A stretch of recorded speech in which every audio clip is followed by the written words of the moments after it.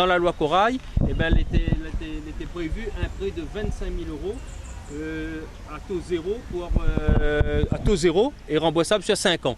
Ça, les compris dans la loi, 4 ans.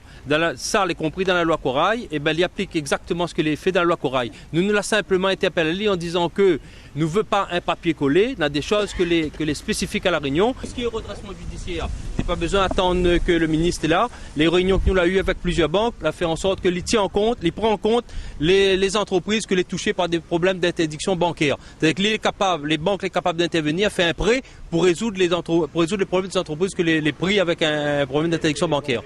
Pour le côté fiscal et social, dans le plan Corail était prévu uniquement la CGSS, juste la CGSS, moratoire. Non, c'est dit que non. La CGSS, moratoire sur 3 ans ou 5 ans, et nous avons pu obtenir l'accord le ministre, que bon, il sera négocié encore, qu'il est appliqué pour toutes les autres caisses, c'est-à-dire la CER, la CEDIC, la RSI, la caisse congé payé aussi. Et donc, nous aurons négocié toujours après au cas par cas, de moratoire sur 3 ans ou 5 ans. Et concernant la dette fiscale, pareil, nous aurons un étalement aussi sur une longue durée. Ça, c'est ce que nous avions demandé.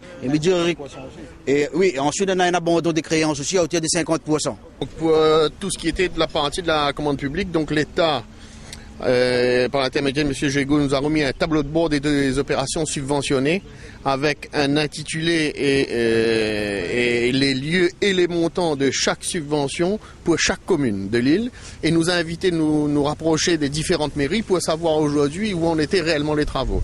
Donc, l'État s'est engagé à financer grosso modo 40 millions d'euros pour l'année 2009 dans le plan de la relance de la commande publique à travers différents chantiers de nos collectivités, et je pense qu'on sera amené à arriver à un moment à aller voir où ces chantiers en sont et s'ils sont sortis, oui ou non, pour quel montant, etc. Donc voilà pour ce qui était du plan de la relance de la commande publique. Qui représente 150 millions, quand même. Qui représente plus de 150 millions d'euros. Si on prend avec le phénomène de bascule et de bonification, donc 40 millions État, grosso modo, ça fait 150 millions d'euros de travaux à la fin.